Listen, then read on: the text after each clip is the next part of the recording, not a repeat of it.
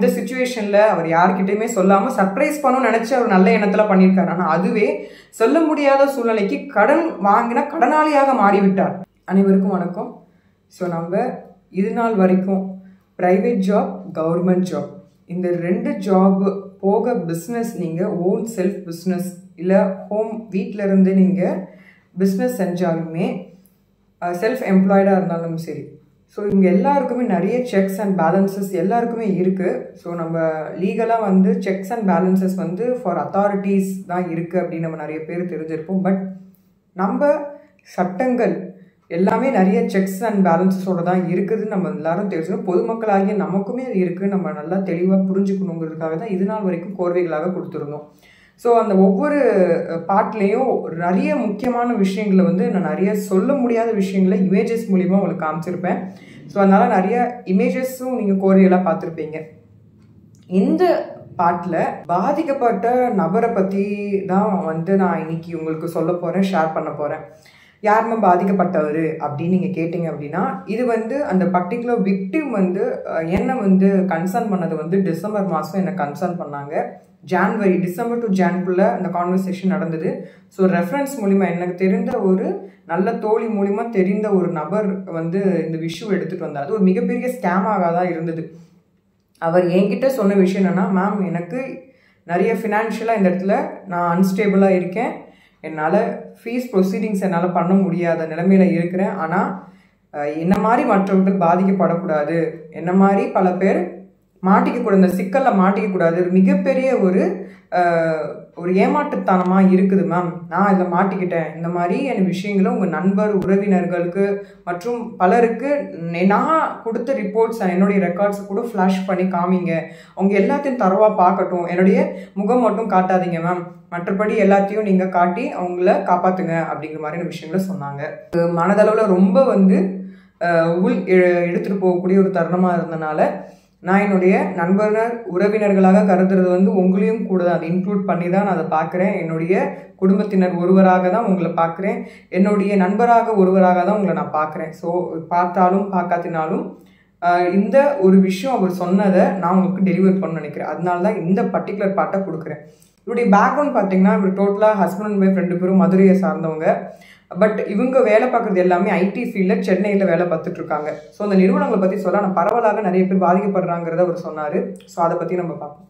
So இவங்க என்ன பண்ணுறாங்க அப்படின்னா, பிஸ்னஸ் ஸ்டார்ட் பண்ணுவோம் ப்ரோன்னு சொல்லிட்டு அவர் கூட வேலை பார்த்த சக ஊழியர், சக ஐடியில் வேலை பார்க்கக்கூடிய ஒரு நபர், தனிப்பட்ட ஒரு நபர், அவர்கிட்ட பிஸ்னஸ் ஸ்டார்ட் பண்ணலாம் ப்ரோ, நிறைய வந்து உங்களுக்கு அமௌண்ட் வந்து உங்களுக்கு வரும், கமிஷன்ஸும் உங்களுக்கு வரும் அப்படிங்கிற மாதிரியான விஷயங்கள் 18% கமிஷன்ஸ் வரும்னு சொல்லியிருக்காங்க. ஸோ நீங்கள் வந்து அமௌண்ட் ரெடி பண்ணி கொடுங்க ப்ரோன்னு சொன்னோன்னே இவர் என்ன பண்ணியிருக்காரு, சரி அவரோட நம்பிக்கையின் பெயரில் ஒரே இடத்துல வேலை பார்க்குறாங்க. நிறைய பேர்கிட்ட இந்த பிஸ்னஸ் பற்றியே ஒரு வேலையே பார்த்தாலும், அந்த ஐடி நிறுவனத்துலேயே வேலை பார்த்தாலும் இந்த பிஸ்னஸ் பற்றியே மும்முரமாக நிறைய பேர்கிட்ட லஞ்ச் டைமில் மற்ற நேரங்களில் இதை பற்றி டிஸ்கஸ் பண்ணி அவங்கக்கிட்ட வாங்க இந்த மாதிரி மீட்டிங்ஸ் பண்ணுறாங்க, கான்ஃபரன்ஸ் பண்ணுறாங்க, நம்ம அட்டன் பண்ணுவோம், நமக்கு ஒரு நல்ல ஒரு லாபம் கிடைக்கும் அப்படிங்கிற மாதிரி விஷயங்களை சொல்லி 3 லட்ச ரூபாய் பக்கத்தில் அவர் கேட்டிருக்காரு. இந்த பர்டிகுலர் பர்சன் அதாவது பர்சனல் லோன் எடுத்து, சரிங்களா, பர்சனல் லோன் எடுத்து தன்னுடைய மனைவி கிட்ட சொல்லாமல் அளவுக்கு அவர் வந்து என்ன பண்ணியிருக்காரு அப்படின்னா, அந்த இடத்துல தன்னுடைய கொலிகாக இருந்த அந்த நண்பரை அப்படியே கண்மூடித்தனமாக நம்பி இருந்திருக்காரு. கூட வேலை பார்த்த ஒரு நபரை அவர் நம்பி அந்த கான்வர்சேஷனில் அவர் அனுப்பியிருந்தாரு. நான் உங்களுக்கு ஒரு சில கான்வர்சேஷன்ஸை வந்து நான் உங்களுக்கு காமிக்கிறேன், அதை நீங்கள் பாருங்கள். ஸோ அதில் அவங்களுடைய பெயர்கள் தெரிய வேணாம்னு அவர் சொன்ன அடிப்படையில் அதை நான் கொஞ்சம் அதை மறைச்சிருக்கேன். அது அவருடைய பாதுகாப்புக்கும் மற்றவருடைய பாதுகாப்புக்காக அதை நான் அதை பண்ணியிருக்கேன். ஸோ அது உங்களுக்கு நான் சைட்ஸில் காமிக்கிறேன், நீங்கள் அதை ஸ்லைட்ஸ் பார்க்கலாம். ஸோ அந்த ஒரு விஷயத்தில் நம்ம என்ன தெரிஞ்சுக்கணும் அப்படின்னா, எவ்வளோ உண்மையாக இருந்தாலும், நமக்கு வந்து ஒரு ஃப்ரெண்டாக ஒரு கொலீக் இருந்தாலும் சரி, நம்ம காசுன்னு ஒரு விஷயம் வரும்போது ஒப்பீனியன் கண்டிப்பாக வழக்கறிஞர்கிட்டயோ இல்லை மற்ற எக்ஸ்பர்ட்ஸ் கிட்டேயோ இல்லை உங்களுடைய ஃபேக்கல்ட்டி லெக்சரர்ஸ் இதில் பிஹெச்டி பண்ணியிருப்பாங்க, அவங்கக்கிட்டேயோ பர்சனலாக போய் கேளுங்க. இல்லை உங்கள் டிபார்ட்மெண்ட்லையோ இல்லை வேறு யாராவது பார்த்தீங்கன்னா officers, police officers, crime branch இல்லை யாராவது அவேர்னஸ் எங்கேயாவது விழிப்புணர்வுகள் லோக் அதாலத்தில் கொடுத்தாங்கன்னா போய் அவங்ககிட்ட போய் முதல்ல போயிட்டு கேளுங்க, அந்த மாதிரி இருக்காமே, அது எவ்வளோ சேஃபாக இருக்குது அப்படின்னு background first of all checkup பண்ணிவிட்டு நீங்கள் எதுனாலும் பண்ணுங்கள். ஸோ இப்போ இவர் என்ன சொல்லியிருக்காரு, பிஸ்னஸ் பண்ணலாம் அப்படின்ட்டு ரொம்ப அன்பான வார்த்தைகளை பேசியிருந்திருப்பார் போல இருக்கு. அவர் நம்பிக்கையின் பெயரில் அதுவும் ஒரு ஊருக்காரங்களாம், சரிங்களா, பக்கத்து ஊருக்காரங்க அப்படிங்கிற மாதிரியான விஷயங்களை அவர் ரிவீல் பண்ணார். ஸோ கிட்டத்தட்ட ஒரே ஊருக்காரங்க ஒரே இடத்துல வேலை பார்க்குறாங்க. அடுத்தபடியாக அவர் சக ஊழியராக இருக்கனால கூட உட்காந்து லஞ்ச் டைம் ஸ்பெண்ட் பண்ணுறாங்க, வெளியே டைம் ஸ்பெண்ட் பண்ணுறாங்க. ஸோ அவரை நம்பி அவர் அந்த 3 லட்ச ரூபாய் தொகையை பர்சனல் லோன் மூலியமா அவருடைய அமௌண்ட் வாங்கி தன்னுடைய யாருக்கும் இவர் தான் ஒரு ஆள் தான் சம்பாதிக்கிறாரு, வேற யாரும் இல்லை. ஸோ மனைவியை புதுசாக திருமணம் செய்த தம்பதிகள் தன்னுடைய மனைவிக்காக ஒரு நல்ல எண்ணத்துல ஒரு நகையா வாங்கி கொடுக்கணும், அதில் ஒரு இன்வெஸ்ட்மெண்ட் பண்ணா நல்லா இருக்குமே, தன்னுடைய எதிர்காலத்துக்கு பயனுள்ளதா இருக்குமே அப்படின்னு ஒரு நல்ல எண்ணத்தோட என்ன பண்ணிருக்கா, அந்த கடனை வாங்கி அந்த அமௌண்ட் 3 லட்ச ரூபாய் என் நண்பர்கிட்ட கொடுத்துருக்காரு. அந்த நண்பர் சொன்ன ஒரு சில விஷயங்கள் ரொம்ப ஆச்சரியப்படக்கூடிய விஷயங்கள். உன்னால என்ன பண்ண முடியுமோ பண்ணிக்கோ அப்படிங்கிற ஒரு வார்த்தையோட அவர் முடிச்சிருக்காரு. ரெண்டாவது, எங்கே போனாலும் இது செலவு வந்து கிட்டத்தட்ட 1-2 லட்சம் மேலேயே ஆகும், நீ எப்படி பண்ணியோ பண்ணிக்கோ அப்படிங்கிற மாதிரி ஒரு விஷயத்துல வந்து சொல்லியிருந்திருக்காரு.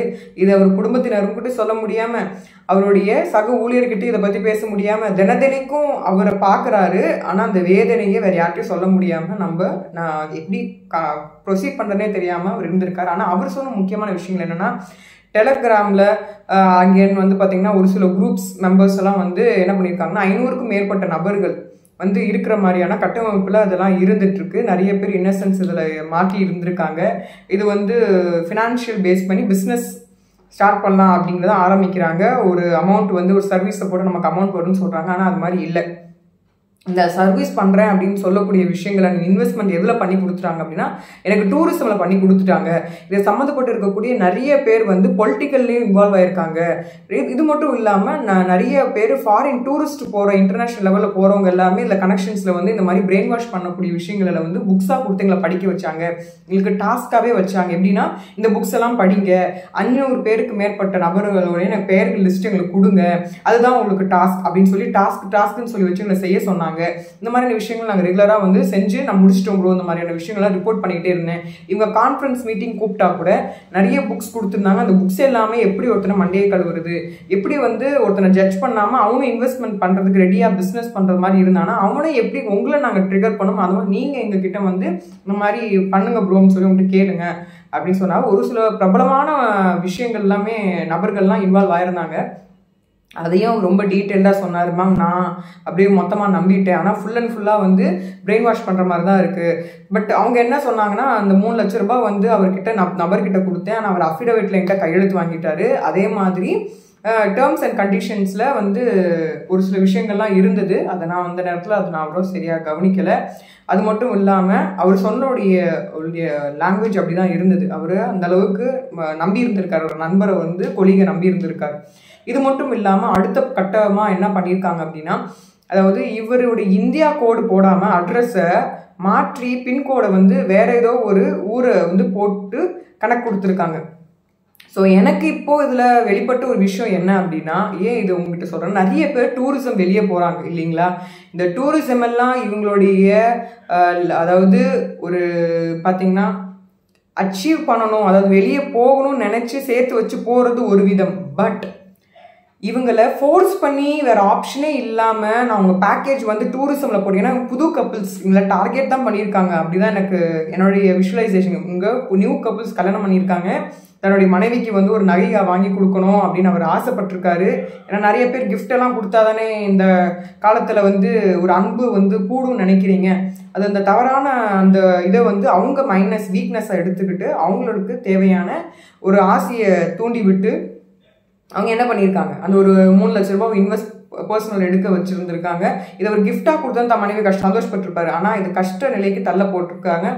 இப்போது உங்களுடைய சூழ்நிலை எப்படின்னா, நெருக்கடி வந்து அதிகமாக ஏற்பட்டுருந்துச்சு. ஸோ சேலரி வச்சு அவங்க பேலன்ஸ் பண்ணிட்டு இருக்க ஒரு ஃபேமிலியை, ஒரு மிடில் கிளாஸ் ஃபேமிலியை, அடுத்தபடியாக புது தம்பதியினரை டார்கெட் பண்ணி ஒன்னால் நீ கோல்டில் தானே ப்ரோ இன்வெஸ்ட் பண்ண சொன்னால் ஏன் ப்ரோ நீங்கள் அதில் இன்வெஸ்ட் பண்ணலை அப்படின்னு கேட்கும்போது, ஏன் ப்ரோ நீங்கள் பேக்கேஜ் வந்து டூரிசம் பேக்கேஜ் இருக்கு ப்ரோ, கப்புள்ஸாக நீங்கள் போயிட்டு வாங்க ப்ரோ, ஜாலியாக என்ஜாய் பண்ணுங்கள். அவர் வேதனையோடு சொன்னார். அதாவது நான் தங்கத்தில் இன்வெஸ்ட் பண்ணுவாரேன்னு நினச்சி நான் 18% கமிஷன் வருமேன்னு ஒரு ஆசையோடு நான் போட்டேன். ஆனால் இவங்க என்ன பண்ணிட்டாங்க அப்படின்னா, இன்டர்நேஷ்னல் டூருக்கு போக சொன்னாங்க. பர்சனல் லோன் எடுத்து யாராவது இன்டர்நேஷ்னல் டூருக்கு போவாங்கங்க, என்னங்க இது அப்படின்னு சொல்லிட்டு அவர் என்கிட்ட ரொம்ப மனவேதனையோடு சொன்னார். ஸோ இதில் வந்து நிறைய பேர் வந்து EOWலயும் நிறைய பேர் கம்ப்ளைண்ட் பண்ணதாகவும் இந்த பர்டிகுலர் நிறுவனம் அப்படின்றதுல ஒரு கம்ப்ளைண்ட் 2க்கும் மேற்பட்ட கம்ப்ளைண்ட்ஸ்கள் அவர் பண்ணதாகவும் அவர் சொன்னார். ஸோ என்னதான் வந்து இந்த மாதிரியான பேண்டடான இருக்கக்கூடிய விஷயம் வந்து எனக்கு இப்போதான் சமீபமாக தெரிய வந்தது மேம். இது வந்து நான் தான் கேட்டேன், எங்கே நீங்கள் யார்கிட்டயாவது ஒப்பீனியன் கேட்டிங்களா, யார்கிட்டயாவது இதை பற்றின விஷயங்களை வந்து ஷேர் பண்ணீங்களா அப்படின்னு நான் கேட்கும்போது அவர் என்ன சொன்னார்னா, என்கிட்ட பேசுகிற மாதிரி நிறைய பேர்கிட்ட உட்காந்து பேசிகிட்டு இருக்காரு. பிஸ்னஸ் அவர் வரது வேலைக்கு தான், ஆனால் அவர் பிஸ்னஸ் பற்றி தான் மேம் எல்லார்ட்டையுமே பேசிகிட்டு இருக்காரு. இது மாதிரியான மீட்டிங்ஸ் அண்ட் கான்ஃபரன்சஸில் நிறைய பிரபலங்கள் வந்து பேசுகிற மாதிரியான விஷயங்களுமே இருக்குது. இவங்க எல்லாமே டோட்டலாக பிரெயின் வாஷ் தான் பண்ணுறாங்க, இன்வெஸ்ட் பண்ண சொல்கிறாங்க மேம் அப்படின்னு அவர் சொன்னார். ஸோ இது அவர் டெலிவர் பண்ண சொன்னார். So as a victim point of view என்னால் கோர்ட்டில் ப்ரொசீட் பண்ணோம்னா அதுக்கு நிறைய டாக்குமெண்ட்ஸ் தேவைப்பட்டது. அவர் இந்த இடத்துல பாதிக்கப்பட்ட இன்னசென்ட்டாக இருந்தனால, அவருடைய ஆல்ரெடி ஃபினான்ஷியல் ஸ்டெபிலிட்டி இல்லாதனால காரணத்தினால என்னால் அதுக்கு மேலே ப்ரொசீட் பண்ண முடியல. ஏன்னா இந்த டெசிஷன் வந்து அவங்கக்கிட்ட நான் ஒரு ஒப்பீனியன் தான் கொடுக்க முடியும். அதை தாண்டி என்னுடைய காசு இன்வெஸ்ட் பண்ணி என்னால் கேஸ் மூவ் ஆன் பண்ணுவேன். ஏன்னா ஃபைலிங்க்கும் டாக்குமெண்ட்ஸ்க்கும் நிறைய செலவுகள் ஆக தான் செய்யும். ஏன்னா பிரிண்ட் அவுட்ஸ், பென்ட்ரைவில் போகிறதா இருக்கட்டும், ரெக்கார்டிங் பண்ணுறதா இருக்கட்டும், இது எல்லா விஷயங்களும் ரொம்ப அத்தியாவசியமான விஷயங்கள். அவர் வந்துட்டு போகிற செலவு அதெல்லாமே அவர் பார்க்க வேண்டியதாக இருக்குது. என்னன்னா இந்த இடத்துல அவர் எப்படி மாட்டிக்கிறார், தன் மனைவிக்கிட்டையும் சொல்ல முடியல, நட்பு வட்டாரங்களையும் சொல்ல முடியல.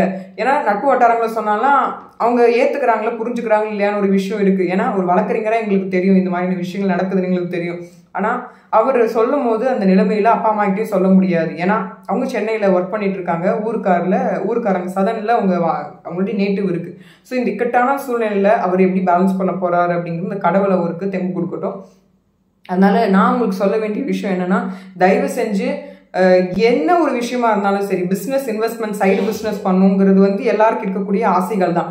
ஆனால் இதை பயன்படுத்திக்கிறது நிறைய நபர்கள் இருக்காங்க. ஸோ அவங்க என்ன அந்த பையன் சொல்லியிருக்காரு அப்படின்னா, நீங்களும் இதே மாதிரி சொல்லி நீங்களும் இப்படி மாதிரி காசு வாங்கிக்கோங்க அப்படின்னு சொல்லியிருக்காங்க. இது எப்படி இருந்ததுன்னா, நம்மளோட வடிவேல் காமெடியில் பார்த்தீங்கன்னா, நான் எப்படி உங்கள் எல்லாருக்கிட்டையும் கூப்பிட்டு இந்த மாதிரி கண்டக்ட் பண்ண சொன்னோம், அதே மாதிரி நீங்களும் கண்டக்ட் பண்ணுங்க அப்படின்னு சொன்ன மாதிரி தான் இந்த ஒரு விஷயம் வந்து எனக்கு ஃப்ளாஷ் ஆச்சு. ஸோ தயவு செஞ்சு வேலை பார்க்கக்கூடிய இடங்களில் இருக்கக்கூடிய ஒவ்வொருவருமே ப்ளீஸ் கைண்ட்லி பி கேர்ஃபுல். இது வந்து ப்ரைவேட் ஜாப்ல மட்டும் இல்லை, கவர்மெண்ட் ஜாப்ஸ்லுமே நிறைய விஷயங்கள் இந்த மாதிரி நடந்துட்டு இருக்கு. பிஸ்னஸ் பண்ணலாம், ஜாயின் பண்ணலாம் அப்படின்னு சொன்னாங்கன்னா அதை தயவு செஞ்சு உறுதி செய்யுங்க. வழக்கறிஞர் 1க்கும் 2க்கும் மேற்பட்ட வழக்கறிஞர்கிட்ட இதை பற்றி தயவு செஞ்சு கேளுங்க. ஒப்பீனியன் காசு கொடுக்கறதுக்கு யோசிக்காதீங்க. தயவு செஞ்சு காசு வந்து இருக்கும் போதே நம்ம சேர்த்து வச்சுக்கணும். அது வந்து நீங்கள் கஷ்டப்பட்டு சேர்க்குற ஒவ்வொரு காசும் நீங்கள் எவ்வளோ நைட் ஷிஃப்ட் போய் அது போனஸ்க்காகவும், எத்தனை பேர்கிட்ட ஹெச்ஆர் கிட்டும் டீம் லீடர்கிட்ட எத்தனை பேர் திட்டு வாங்கியிருப்பீங்க, அதுக்காக எத்தனை சாக்ரிஃபைஸ் பண்ணிப்பீங்க, ஃபங்க்ஷன்ஸ் போகாமல் சாக்ரிஃபைஸ் உங்களுக்கு மட்டும்தான் தெரியும்.